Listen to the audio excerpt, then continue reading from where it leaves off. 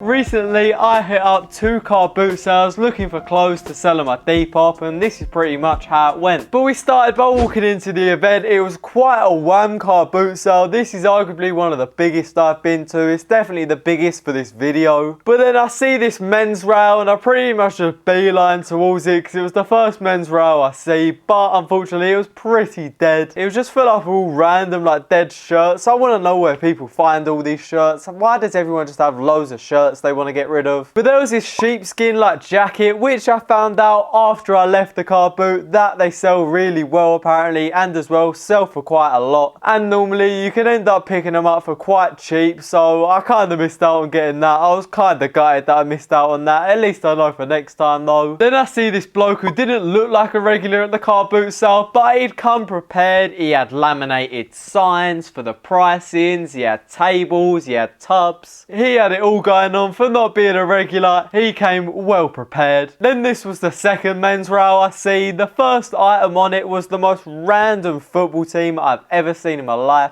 Then there was this yellow ASOS overshirt which I really regret not picking up now because I really want to buy one of them overshirts. Because I want to do the kind of thing like the overshirt over the t-shirt. I think that looks the nuts. And as well, this one would have been well cheap. But I don't think it was in my size. I think that was the reason I didn't pick it up. At least I hope that's the reason I didn't pick it up, because otherwise I missed out big time there. Once again, more dead shirts on this rail. There was also a Lacoste polo shirt which I did consider picking up, but I gave it a miss. Just because you see Lacoste shirts at like charity shops and stuff like that, so they're nothing really too special, so I thought I'll just leave it. And then there was a hanger that dropped on the floor. I felt well bad, but the thing was it was kind of balanced in between 2 other bits of clothing. Someone had 100% knocked it off and just kind of balanced it there and then just cut, but that's what I did because there was literally nothing on this rail worth my time at all. Then I see these tubs of 50p records. I was like, go on, 50p for a record, I'll have a look, you might as well. But then I realised why they were 50p. They were all pretty busted up, like they were all just mashed. Then I got mirror envy. I see this woman in the distance that had like a printed mirror. It looked the absolute nuts. It looked like it was out of a pub and had like some sort of beer printed on it or whatever design it did have on it. It looked so good. Then I also see this like platinum kind of record plaque thing. If it was from someone good, I would have 100% have picked this up. It was so sick. I think you could have sold it on eBay for a nice bit, but it was literally from no one I've ever even heard of. So I gave it a miss, which was a little bit disappointing. Then I come across this other rail which literally was so dead. I spent probably about 10 seconds looking through it before I cut and moved on to the next one. There was nothing even there that I even looked twice at or even considered buying. Then I see some more records which I had a look through. I'm trying to buy some sick ones with some really cool like album art on the front to display, because from car boot sales you can get records relatively cheap, but in the shops they're like £30 a record, which I think is a little bit of a scam. Apparently there was a Rob Stewart one in there which might have been worth something, but I've never even heard of Rob Stewart, so I wouldn't even have known it was there. And then I spotted this other men's rail. The men's rails were pretty lacking this day. It was just full of men's shirts once again. But then I did see this Millwall jacket which I did kind of consider picking up because it's Millwall, it's quite funny. But realistically it definitely wouldn't have been worth anything. If it was a vintage Millwall jacket though, I think it would have been worth a nice bit. A lot of the old vintage like sportswear from the teams is normally worth quite a lot, like the old track jackets and stuff like that. But this looked like it was maybe 2 or 3 seasons old, 5 at the very